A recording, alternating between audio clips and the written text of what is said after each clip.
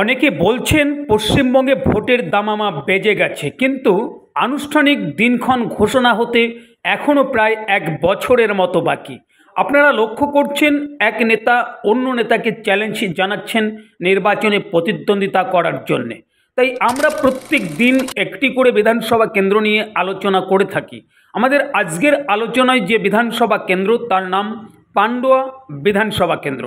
আপনারা সকলে জানেন 2021-এর বিধানসভা নির্বাচনে এই কেন্দ্র থেকে তৃণমূল কংগ্রেস প্রার্থী রত্না দে নাগ জয়লাভ করেছিলেন।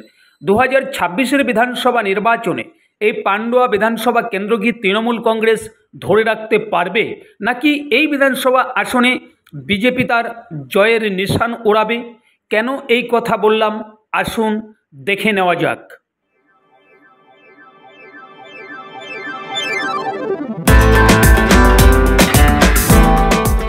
নমস্কার, আপনারা দেখছেন দিশা টিভি চ্যানেল, আপনাদের চ্যানেল।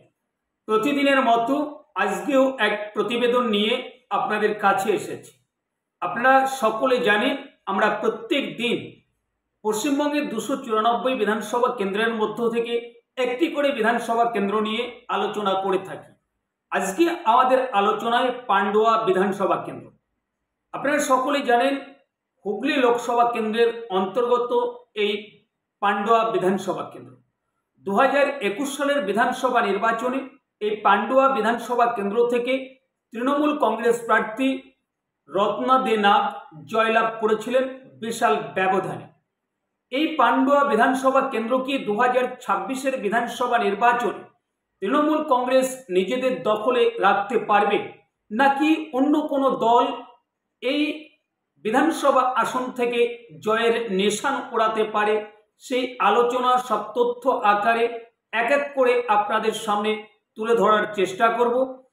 তো আসুন এক এক করে আমরা দেখে নেব সব তথ্য, তারপর আমরা আলোচনাতে আসব। আমরা প্রথমে দেখে নেব 2011 সালের বিধানসভা নির্বাচনের ফলাফল। এই বিধানসভা কেন্দ্র থেকে সিপিএম প্রার্থী ভোট পেয়েছিলেন 84,830, আর তৃণমূল কংগ্রেস প্রার্থী ভোট পেয়েছিলেন 84,433, আর বিজেপির প্রার্থী ভোট পেয়েছিলেন 5,297। এরপর আমরা দেখে নেব 2016 সালের বিধানসভা নির্বাচনে এই পান্ডুয়া বিধানসভা কেন্দ্রে কোন দলের প্রার্থী কত ভোট পেয়েছিলেন। আসুন দেখে নেওয়া যাক।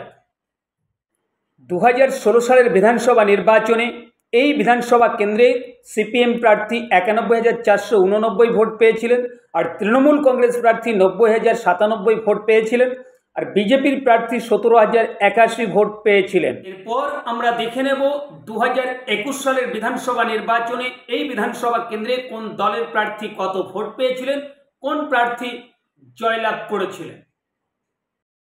2021 সালের বিধানসভা নির্বাচনে পান্ডুয়া বিধানসভায় তৃণমূল কংগ্রেস প্রার্থী 1,02,874 ভোট পেয়েছিলেন, আর বিজেপির প্রার্থী 71,016 ভোট পেয়েছিলেন, সিপিআইএম প্রার্থী 41,474 ভোট পেয়েছিলেন। এই কেন্দ্র থেকে 2021-এর বিধানসভা নির্বাচনে তৃণমূল কংগ্রেস প্রার্থী জয়লাভ করেছিলেন। আপনাদের সামনে যে তথ্য তুলে ধরেছি আপনারা দেখে নিয়েছেন।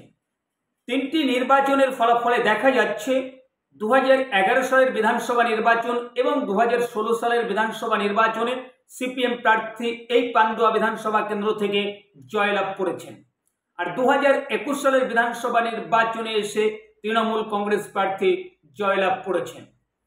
দেখুন, 2011 সালে যখন সরকার পরিবর্তন হয়েছে পশ্চিমবঙ্গে, তখনও কিন্তু এই বিধানসভা কেন্দ্র সিপিএম ধরে রেখেছে।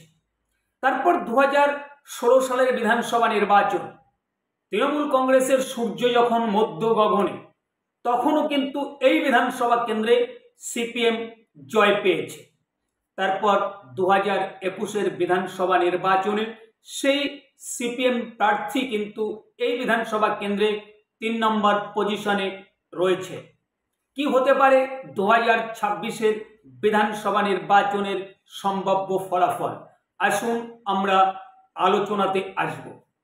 প্রথমে বলবো যে এই বিধানসভা কেন্দ্রে যে সকল ভোটাররা বসবাস করেন তার মধ্যে কিন্তু 25.2% সংখ্যালঘু ভোটাররা বসবাস করেন। আর ভোটারের সংখ্যাটা যদি দেখি তাহলে দেখা যাবে 65,462।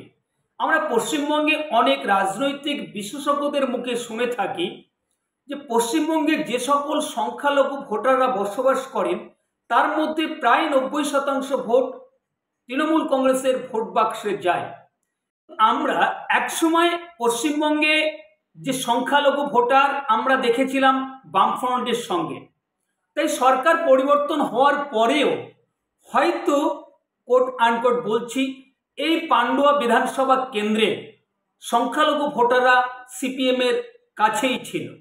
সেই জন্যে হয়তো 2011-2016 সালের বিধানসভা নির্বাচনে বামফ্রন্টের প্রার্থী জয় পেয়েছিল। আর 2021 সালের বিধানসভা নির্বাচনে এসে দেখা গেছে যে তৃণমূল কংগ্রেস প্রার্থী রত্না দে নাগ এই পান্ডুয়া বিধানসভা কেন্দ্র থেকে জয় পেয়েছিল।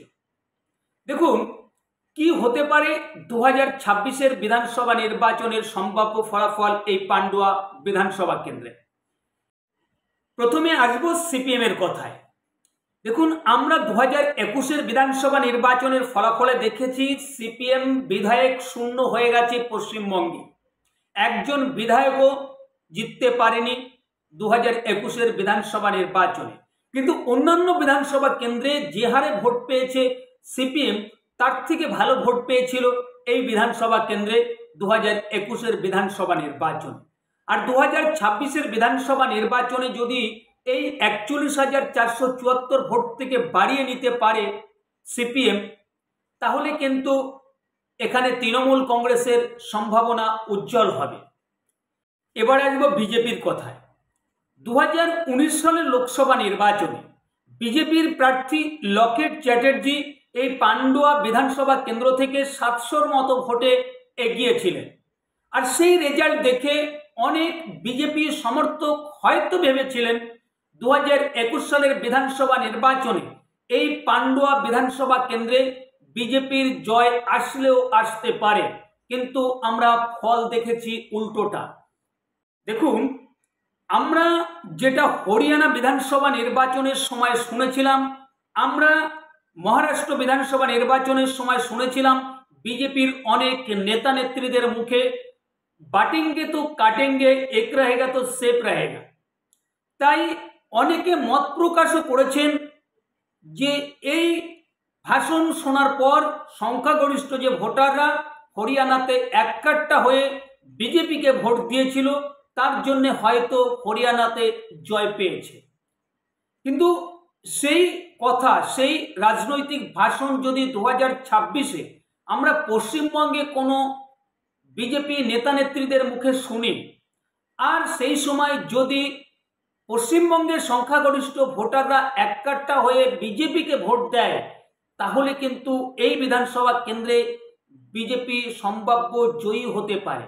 আর যদি সংখ্যাগরিষ্ঠ ভোটার এককাট্টা না করতে পারে বিজেপি, তাহলে কিন্তু এই বিধানসভা কেন্দ্রে সম্ভাব্য জয়ী হতে পারে তৃণমূল কংগ্রেস। আপনাদের মূল্যবান মতামত আপনারা কমেন্টের মাধ্যমে জানাবেন। আমাদের ভিডিও ভালো লাগলে অবশ্যই একটি লাইক করবেন, শেয়ার করবেন এবং চ্যানেলকে সাবস্ক্রাইব করে আমাদের পাশে থাকবেন। ধন্যবাদ। দেখা হবে অন্য কোনো প্রতিবেদনে। ততক্ষণ আপনারা ভালো থাকবেন, সুস্থ থাকবেন।